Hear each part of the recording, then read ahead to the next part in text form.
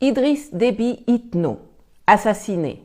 Jovenel Moïse, assassiné. Assimi Goïta, tentative d'assassinat. Andry Rajoelina, projet d'assassinat. Archange Faustin Touadéra, projet d'assassinat. Bonjour, je m'appelle Nathalie Yamb. Nous sommes en 2021 et les assassins sont de retour en Afrique. Tchad, Haïti, Mali, Madagascar, Centrafrique.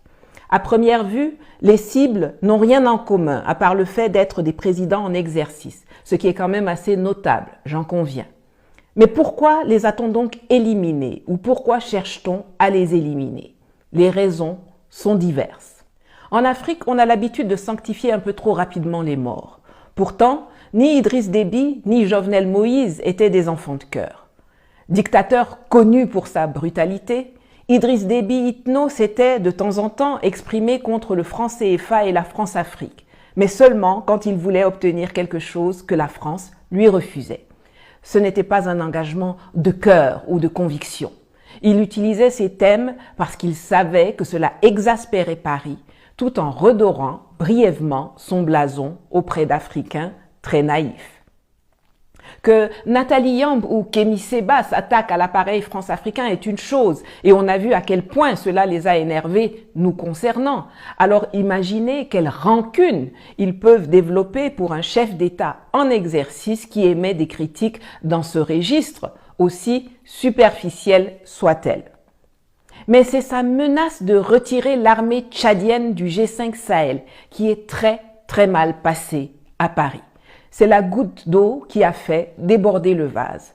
Et ce n'est pas la première fois que pour sauver le système, l'on sacrifie un pion pour le remplacer par un proche. C'est même chose assez courante. Et c'est exactement ce qui s'est passé de façon tout à fait grossière au Tchad, où le fils Déby, aux ordres, a été installé par Macron, au vu et au su du monde entier, à la place du père, assassiné dans des circonstances troubles.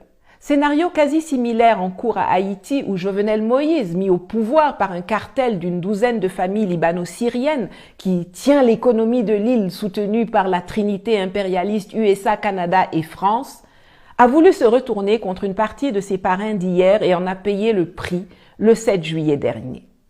Moïse était tout sauf un saint. C'était un corrompu, un hors-la-loi qui s'accrochait au pouvoir et qui est mort dans la violence qu'il a lui-même imposée à ses opposants et populations avec l'aide de gangs qui semaient la terreur dans le pays.